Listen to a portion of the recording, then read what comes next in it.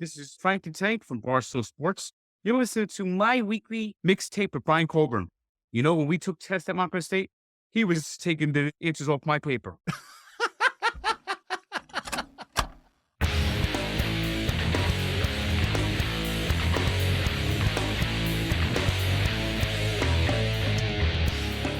Welcome to My Weekly Mixtape, a podcast that takes the classic mixtape approach to building a modern playlist. I'm your host, Brian Colburn. Joining me for tonight's collaboration is a college classmate of mine, Montclair State University, class of 2000, but the rest of the world knows him as Frank the Tank Fleming from Barstool Sports. Frank, it's great to see you, man. Good to have you on. Well, it's great to be on. Great to see a former Montclairian here and at the Dumont Television Center where we did took a lot of classes there. Oh, hell yeah, man. Montclair State University was an amazing experience for me. The Dumonters, as I've lovingly referred to them for the last 20-something years, I've met some of the greatest people I will ever know through that department and made friends for life. And I still try to keep in touch with as many people from our class as possible. I'm so glad that you and I have been able to keep in touch over the years. I actually remember a class that you, Bob, and I had, which was Electronic Journalism 101. You know, I posted the shenanigans on campus, the rat hole. Yes. Everywhere you look, there's garbage. Yes. I posted it on my YouTube channel and I actually put it on Barstool, and that got a lot of that was a hit. Who knew 20-something years ago when we were recording that would become a YouTube viral video? All right, and for the mixtapers out there who have no clue what Frank and I are talking about, I am going to embed this video over at the Stadium Anthems page at myweeklymixtape.com so you could see exactly what we're talking about. Well, Frank, I like to start every episode of the show by asking the same question, and now I'm a music guy and you're a sports guy, so I'll be very curious to hear where you stand on this. What does the word mixtape mean to you when it comes to music? Well, it's something that you don't hear much anymore. It was now everyone has the MP3s and their phones and their listen on that. But when we were growing up, we had to have actual cassette tape that we either used albums or recorded things off the radio to try to come up with the perfect bunch of your songs. This is before even they had downloading, before we even had Napster. And that was the evil Napster that you're talking about, not the good Napster that came along years after when they went legit. Well, tonight, Frank and I will be curating a mixtape of stadium anthems. You know these songs. These are the songs that keep the house a-rockin' during every football, basketball, hockey, or baseball game you've ever attended, from the Pee Wee leagues all the way up to the majors. So there'll be no deep cuts here tonight, unless perhaps you know a song only by the music itself and not the name, then there might be a gray area. But for the most part, everybody listening is going to know all the songs we're talking about tonight. Frank, considering you've been to as many sporting events in your life as I've been to concerts in my life, what were you looking for in the songs that you've brought to the table this evening? I'm looking for either songs that are like pump the crowd up or songs that are almost like associated with a team. Excellent. And I'm on the same wavelength as you for that. So let's just get down to business. Tonight, as I mentioned, Frank and I are curating a Stadium Anthems mixtape. And we're going to use that old cassette deck approach like Frank talked about at the beginning, meaning our mixtape is going to be broken up into two sides, side A and side B. Frank, as the special guest, will begin side A with his first song choice, and then I'll add a song that I feel best follows up his choice. We'll then flip-flop choosing songs until we've mapped out 10 songs for side A. We'll then give our mixtape a proverbial flip, and we'll map out side B, only this time I'll kick things off, and Frank will choose second. Overall, our goal for this episode is to craft the best Stadium Anthems mixtape possible through only 20 songs. At the end of the show, you could take our conversation to the next level by visiting the Stadium Anthems page at myweeklymixtape.com and give our final mixtape a listen via the embedded playlist. Finally, if you like what you're hearing on the show, please consider becoming a Patreon mixtaper at patreon.com/myweeklymixtape. Now, before we press record, we got some chime-ins from the mixtapers out there who follow me at My Weekly Mixtape on Facebook, Instagram, Twitter, and TikTok, and they're chiming in what they feel would best kick off a sports and stadium anthems mixtape. But first and foremost, Patreon playlister Cactus Pete chimed in with 4 different options, one of them being 2 Unlimited's Twilight Zone, Van Halen's Panama, Blur's Song 2, and Queen's We Will Rock You. Elsewhere, Music Rewind podcast said that this type of event is the sole reason Europe's The Final Countdown exists. Simon Evans chimed in with either the Dropkick Murphys' I'm Shipping Up to Boston or Spiderbait's cover of Black Betty. 7 Rock Lists, who's chiming in from Australia, chimed in with Spiderbait's Footy. That's 2 Spiderbait songs in a row. Pretty damn cool. John from Movie Lovers, TV Lovers Unite chimed in with a full-sized mixtape, which is absolutely awesome. But he kicked things off with AC/DC's For Those About to Rock, We Salute You, as did Seeker 11th and Jim Santora. Rabbit Cat chimed in with the Black Eyed Peas, Let's Get It Started. Every rom-com is in lockstep with Patreon playlister Cactus Pete because they chimed in with Queen's We Will Rock You. Coach Fisher chimed in with AC/DC's Thunderstruck. Eric, Time to Get Ill, chimed in with the White Stripes' 7 Nation Army. The Project Football podcast out of the UK, who also provided a full-blown mixtape-sized playlist. Again, thank you. I love that. He chimed in with Oasis's Rock and Roll Star. And finally, Derek Caravu chimed in with Ozzy Osbourne's Crazy Train. Okay, so let's officially press the record button on this mixtape. Frank, you're at Citi Field. The 2023 Major League Baseball season is about to start. What song do you want to hear first as we kick off side A? Well, I'm actually going to not go to Citi Field for this one. Oh, okay. I'm going to go back in time for this one. And this might be kind of a deep track. A lot of people don't know the title of the song. It's by the Alan Parsons Project. I call this the Alan Parsons Project. The name of the song is Serious. Yes. Not many people know the title of it, but you hear it, and the first thing you start thinking, at guard, 6'6", from North Carolina, Michael Jordan. Hell yeah, the 1990 Chicago Bulls fame. How do you not know that song? And that has to be the leadoff song. It has to be the first song. Yes, it was the pregame introduction for the Bulls. It has to be the first song. I absolutely love it. That was on my list. 1982's Eye in the Sky. To me, that is a great entry song, and I already know what I'm going to follow that up with. And it's another kind of opening entry song that, again, is a deep cut for this band, because when you think about this band, this is not normally the first song everybody thinks of. And I'm going to go with the amazing classic rock group known as The Who, and I'm going to go off 1982's It's Hard, and I'm going to go with Eminence Front.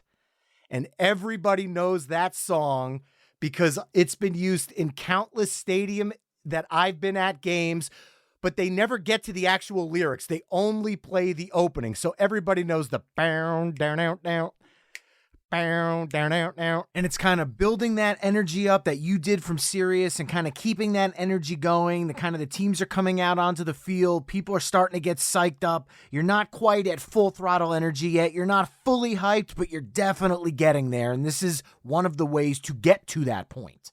I remember during the 2006 season, the Mets would use that when they announced the starting lineup.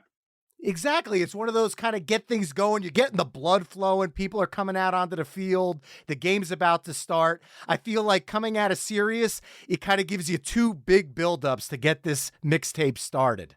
But maybe even more important than the game is the challenge of figuring out what song do you follow up Sirius and Eminence Front with. Frank, that challenge goes back to you. I think since we're doing getting people into the mood, Start Me Up, Rolling Stones. All right. The Kansas City Chiefs use that for their kickoff.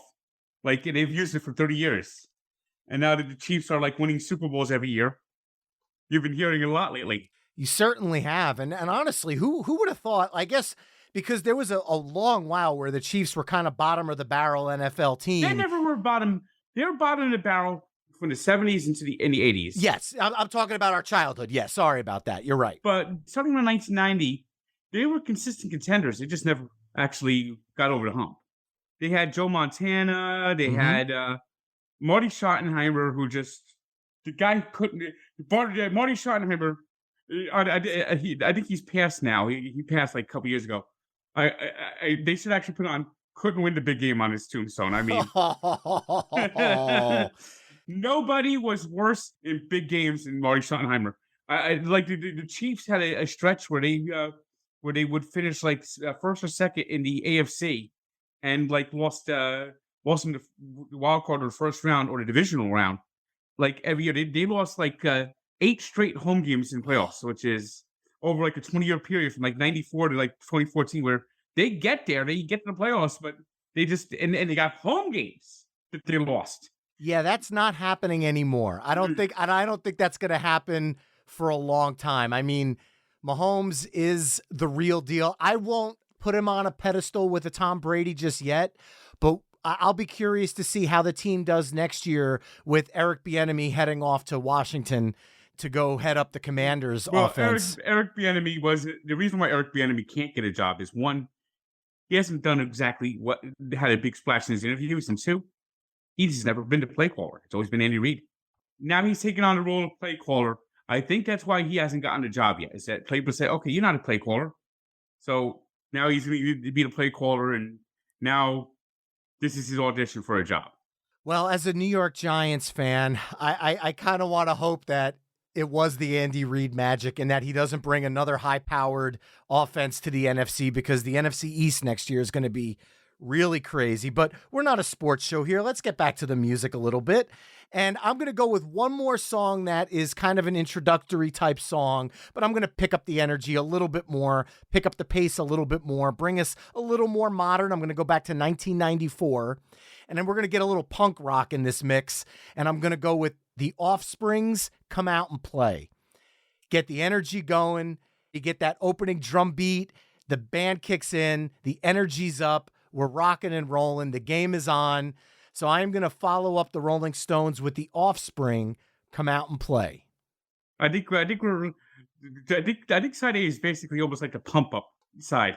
Oh yeah, starting off with Sirius, Eminence Front, Start Me Up, Come Out and Play. Yeah, this is really just about getting people pumped up. I got another one that's in line with all these pump up songs. Okay, what do you got? 2 Unlimited, Get Ready. Ooh. Are you ready for this? Every single Jock Jams CD that we got in the 90s when ESPN, like that is, to me, that's 2 Unlimited. Yeah, that's and you go to a basketball, any type of basketball game, that's like just as you get ready to tip up the basketball. I feel like this is one of those songs that, because of the Jock Jam CDs, it almost became infamous in terms of sports. But I've been to baseball games where I don't ever hear it. Is it kind of a selective thing that you're seeing as well? Oh, I don't hear it at every sporting event. Basketball and football is where that song is played mostly. This is where the episode gets interesting, because we had some pump-up songs in the beginning, and now we've added that dance Jock Jams element to it, so I can go in a lot of different directions here. All right, I like to go deep with my picks every episode, and like I said, this one is not an episode where you can go deep, because 70,000 people are not going to get into a song that's a deep cut. You need to do something that everybody knows. Now, here's a song that everybody knows, but when I've said the name, a lot of people don't know it. And it's from 1999, and the band is called Zombie Nation, and the song is called Kernkraft 400, and it's from the Leichenschmauths album. I'm not good with German. I am so sorry if I screwed that one up. I actually had a reverse. I actually thought the name of the band was Kernkraft. No, it is Zombie Nation with Kernkraft 400, and everybody knows the song, because as soon as the da-na-na-na-no, da-na-na-na-na-no, everybody immediately starts woeing along with the song, and that is because it is catchy, it is infectious, it is meant for stadiums. The song is iconic. I'm not a big techno person. I'm not a big dance music person, but I know this song. This song is everywhere. Every sporting event for the last 20-something years I've been to has had Zombie Nation's Kernkraft 400 played at it, and coming out of 2 Unlimited, I don't see any other song in my list that works better because, to be perfectly honest, I don't have a ton of dance stuff. But even though I don't, this song made my list because it's just so damn infectious. Yeah. Jeez. So, Frank, you got to follow that up, man. I think I'm gonna go with the same theme, hand in hand. You know how they have like the smooth transition? Mm-hmm. Seven Nations Army, White Stripes. All right. Can you believe that song is 2 decades old this year? Jeez. I mean, you think about when that song first came out, the first time I heard it, I turned to my now wife and said, this song is going to be played in stadiums someday. As soon as you hear that opening, the boom, boom, boom, boom, boom, boom, boom, and the kick drum, I'm like, this was built to be played in stadiums with 100,000 watts behind it. And there's nothing that psychs up a crowd. That opening guitar just gets people going. Man, coming out of that, that's tough. That is tough. I've got a ton of songs. All right. I'm going to go with one that is actually tied to a team. So while this song is not a team I'm a fan of in any way, shape, or form, I have to give respect where respect is due.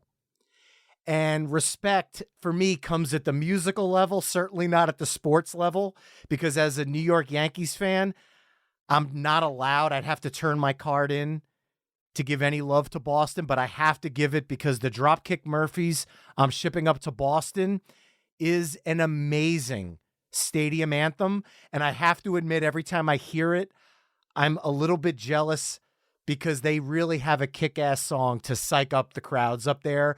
And respect where respect is due. A good song is a good song.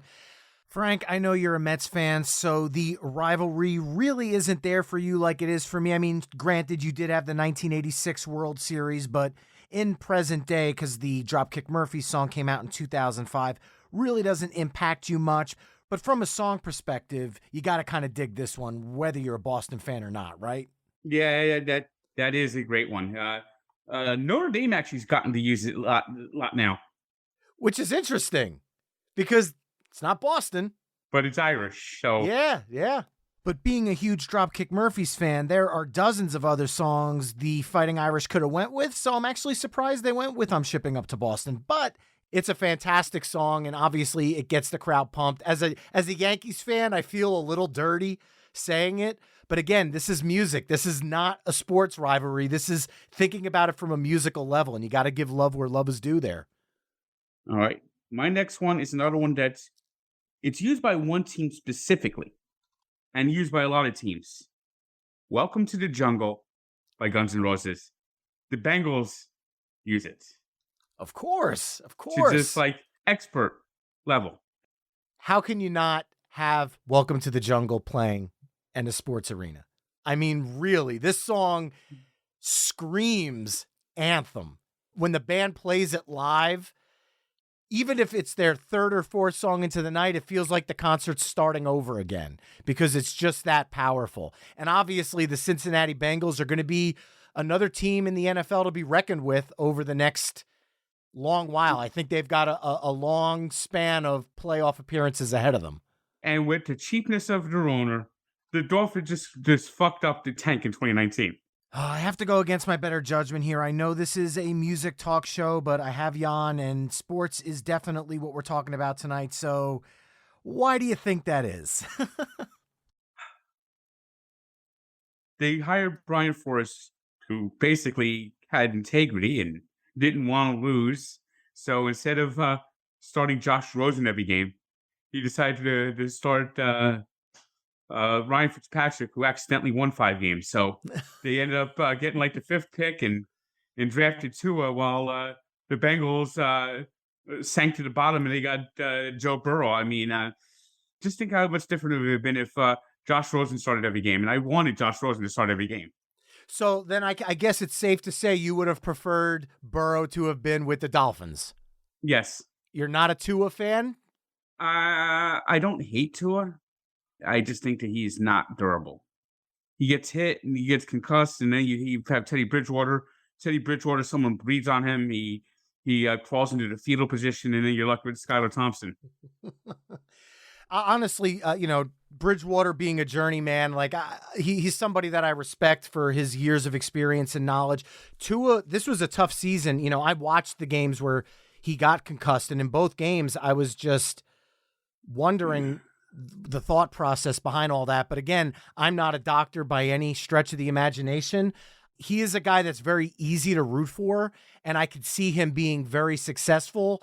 They just have to kind of continue to build the right tools around him. Yeah, they got to get the offensive line fixed. Yeah, they have a couple of good offensive linemen, but they have people like Liam Eichenberg who just can't block. The Liam Eichenberg, there are revolving doors that have better blocking than him. All right. Well, heading back to the music here. Welcome to the jungle. Frank, I'm going to follow this up with something now to close out side A. And we like different teams across the spectrum. You're a Mets fan. I'm a Yankees fan. You are a Dolphins fan. I'm Giants. There's really no rivalry or anything there. You're a Devils fan. I'm a Rangers fan. So there's not much you and I align on the sports level. However, this song, I think you and I could both, for our own personal reasons, put an exclamation point at the end of side A. And I'm going back to 1978 and the self-titled Ace Frehley album. And I'm going to go with the Mets victory song and the New York Giants touchdown celebration song, Ace Frehley, New York Groove. Yep, from the Kiss solo albums. Yeah. Honestly, there is no way, as a Giants fan, this song holds a special place that's near and dear to my heart. I'm sure as a Mets fan, this song holds a place near and dear to your heart. And I have to kind of balance. I gave the love to Boston, but I need to kind of keep that scale nice and even and kind of tilt it back and go with New York Groove to close out side A. Now, I got to ask, this song must mean something to you. Oh, yeah, it does. It's good to hear it when the Mets win, of course. But there are other songs that I associate a little bit higher than this, personally. Really? Well, I guess we're going to have to dive into that more when we get to side B. But before that, I want to remind listeners about side A of our Sports Anthems mixtape, which kicked off with the Alan Parsons Project's Sirius, The Who's Eminence Front, The Rolling Stones' Start Me Up, Offspring's Come Out and Play, Two Unlimited's Get Ready for This, Zombie Nation's Kerncraft 400, White Stripes' Seven Nation Army, Dropkick Murphys' I'm Shipping Up to Boston, Guns N' Roses' Welcome to the Jungle, and Ace Frehley's New York Groove. You could always head over to myweeklymixtape.com to hear all the songs we've discussed in this mix through the playlist embedded on the episode page. Now, Frank, being the big sports guy that you are, how would you rate, as let's say we had a halftime report here, how would you rate our Sports Anthem mixtape? Is it bringing misery and pain? Not so much misery and pain. There's none of these songs that actually like I hear it and I just cringe or just hate. But yeah, it's a good pump up. All right. Well, now before we flip over to side B, I do have a question for you. And because this is a music podcast, I like to always try to pull as much musical stuff out of people as I can. So now I want you to drop your Mets fandom for one question here. Okay? This is purely a musical level. Nothing about sports, only about the music. From a purely musical perspective, what 80s rally song do you consider more iconic? The Chicago Bears 1985 Super Bowl Shuffle or the New York Mets 1986 rally song, Let's Go Mets? The Super Bowl Shuffle is not really a rally song. It's more of like a boastful rap song. I think the Let's Go Mets is more of a rally song. All right, cool. I was curious how you'd find a way around that. To me, when I think 80s sports, those are the first two songs that come to mind for me. And believe it or not, neither one of them are on streaming, which I find very odd. But well, you can find them on YouTube sometimes. Of course, yeah. And then there's one that just other teams tried this. Like like the Rams, who had a song, Ram It. We know how to ram it. Let's ram it. We'll be rocking LA all night and all day. Let's ram it. You know there was not a dry eye in the house when they were writing that, right? And then the players break off in these raps and it's like I'm a mountain man from West VA. I come out to play. Oh, Lord. Well, look, considering the advances that have been made in modern technology and creating music, I have to say I'm kind of surprised that more teams aren't making rally songs as they go deep into the playoffs. However, maybe that cue from the 1980s and that Rams song might have deferred them from that. Yep, some of these songs are really bad. The Calgary Flames tried to do it once, and they have this like awful horn section going. You can't touch a flame when it's red hot. You can't touch a. It's a. Oh, Frank, I'm sensing another episode here. Worst rally songs of all time. Yeah, a lot of teams have songs that are like buried. That like the Orlando Magic when they first came out, they had like this big show that this magician come out. Slam jam, alakazam, slam damn your history. Orlando Magic, Orlando no. And even the greatest musicians of all time miss. And this song is difficult to find on the internet. But Prince tried to make an anthem for the Minnesota Vikings. That might have been the worst thing Prince ever produced. For skies for the air, for the purple and gold, and we hate it all. I forgot how it goes, but it's like the song is the purple and gold. Oh, to Bahama. I'm a big Prince fan. How the hell did I never hear this? This came out right around the time that Brett Favre was there.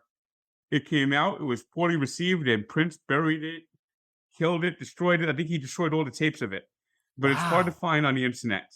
I remember when it came out, and if you could find it, that would be something else. And the Let's Go Mets was the alternative 86 Mets song. Really? They tried to come up with their own, which the players produced, and the team did not license. And the song was Get Mesmerized, Get Mesmerized, Get Mesmerized, Get Mesmerized. And all the players come out and rap. Hi, I'm Lenny. People say what it's a wonder I'm alive. The way I crash into the walls, going after all the balls. Oh my God.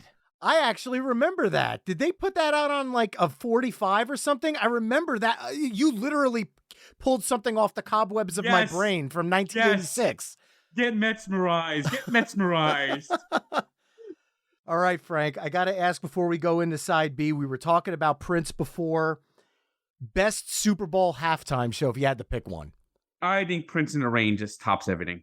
It's going to be hard to ever top that moment. And I've been to one Super Bowl, which was the Giants and New England Patriots, and I got to see my favorite artist of all time, Tom Petty, as the halftime show.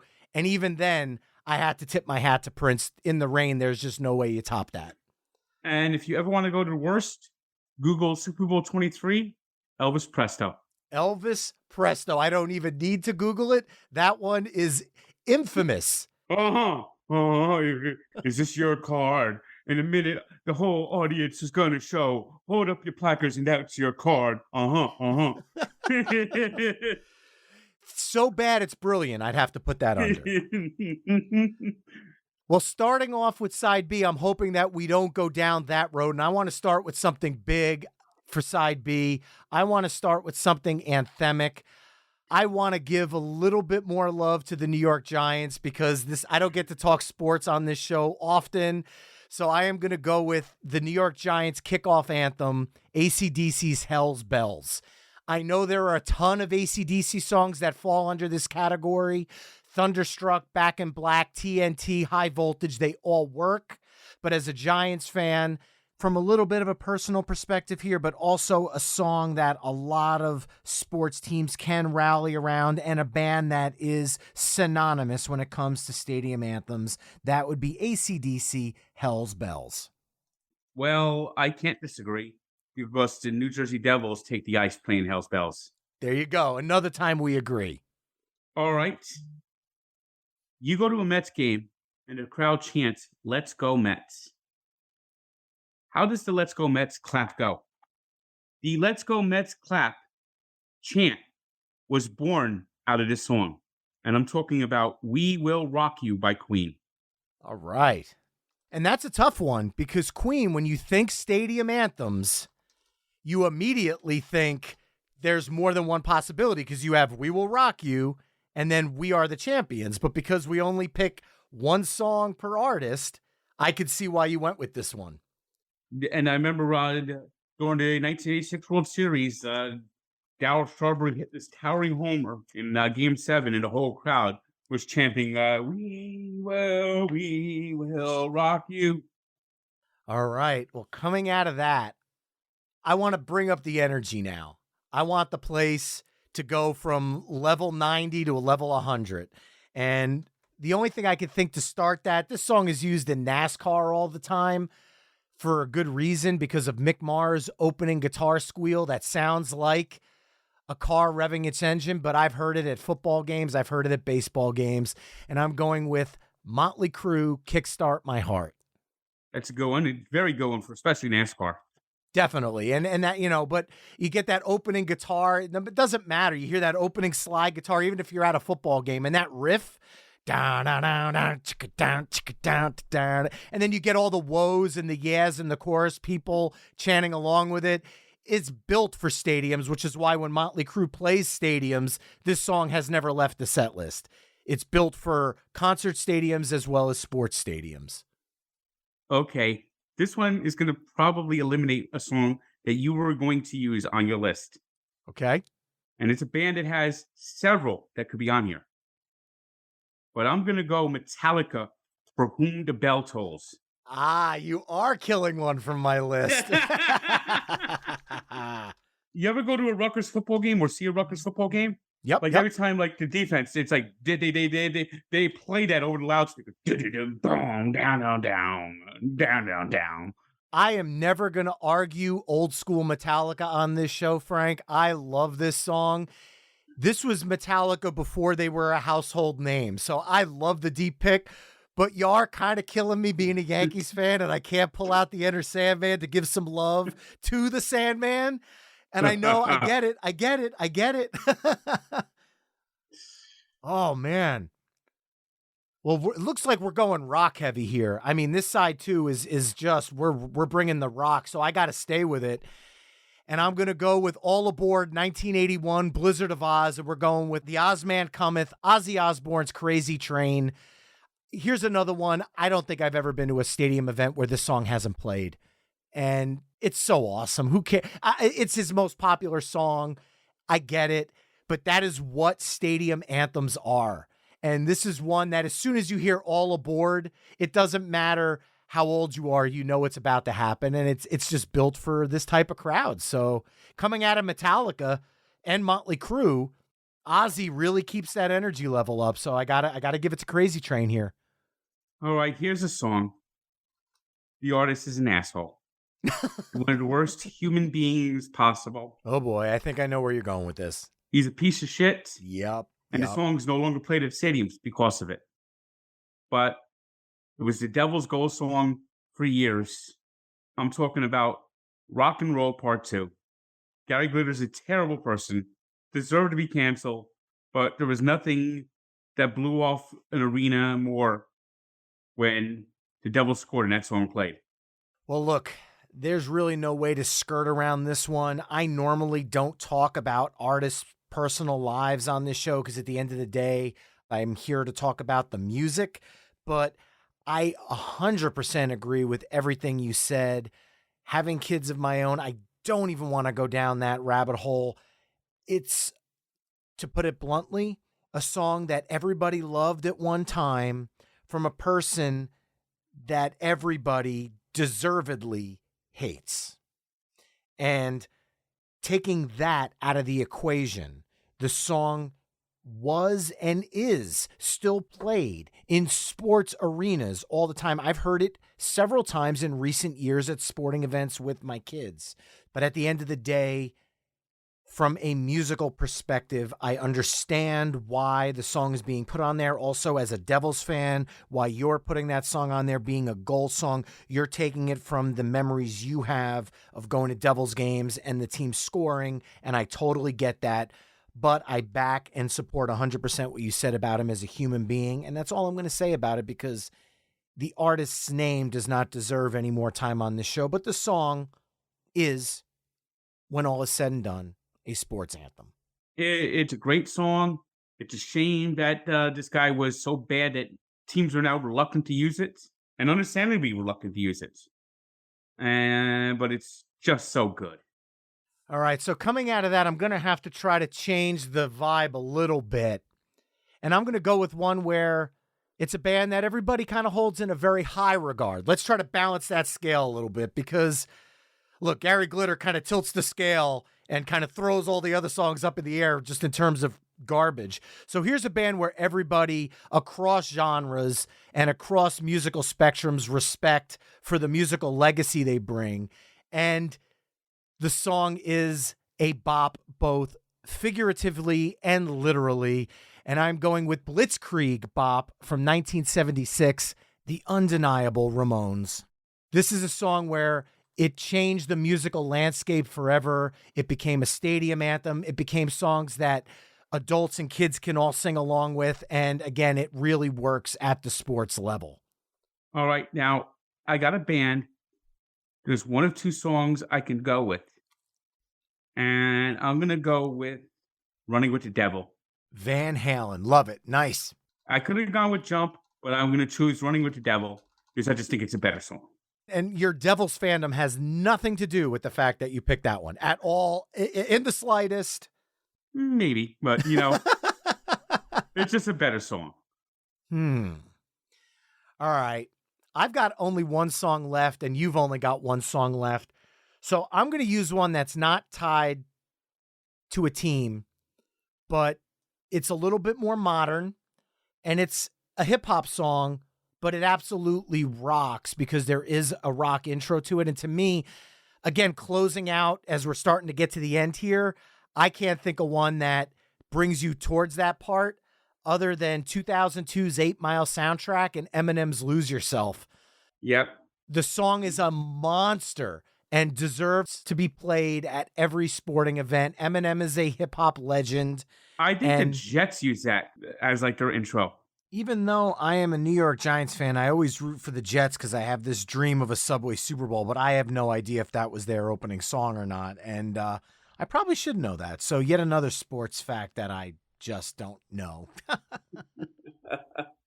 Well, Frank. I got the last one. You have the last honor here. You get to close things out. Two sides of stadium anthems. Hold on a second.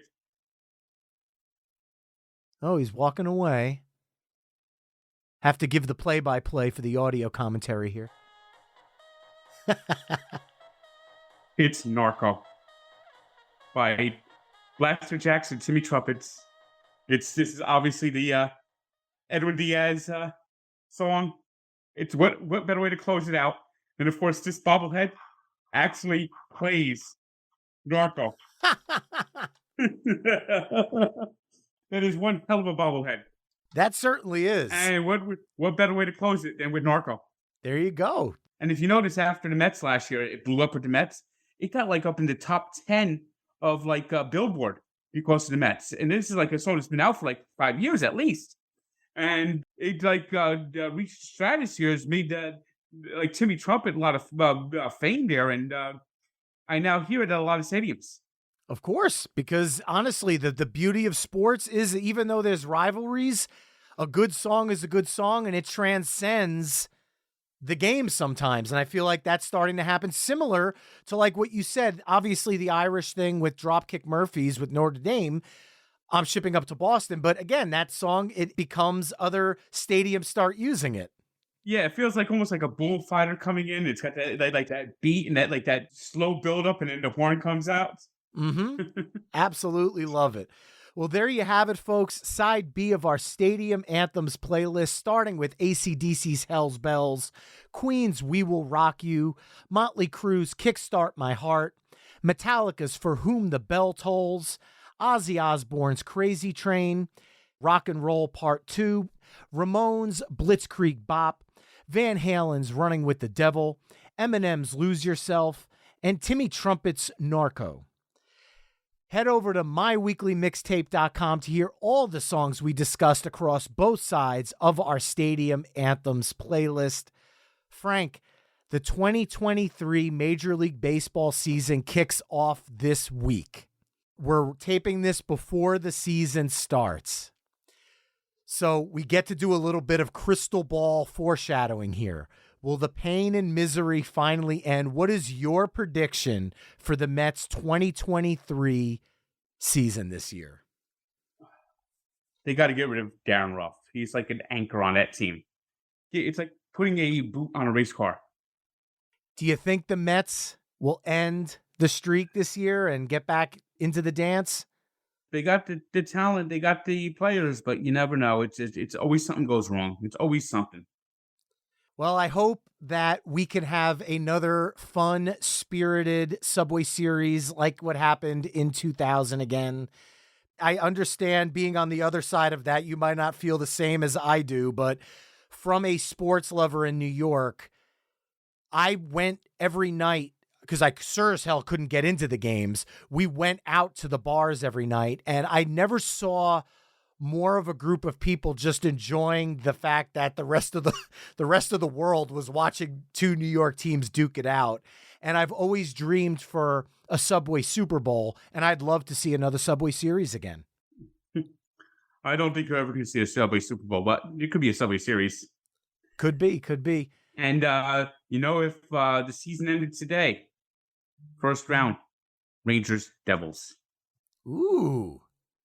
That would be a fun fight, but we got a long ways to go in that as well. Frank, this has been an absolute blast catching up with you. Brings me back to electronic journalism in 1999. Thank you so much for joining me on My Weekly Mixtape, and I hope to talk to you again soon, man. All right, I'll talk to you later. Remember, you can find My Weekly Mixtape on Facebook, Twitter, Instagram, and TikTok at My Weekly Mixtape.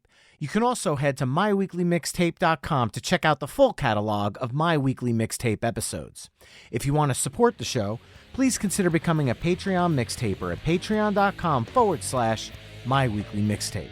That's all for this week. Thanks for listening, and until next time, enjoy the tunes.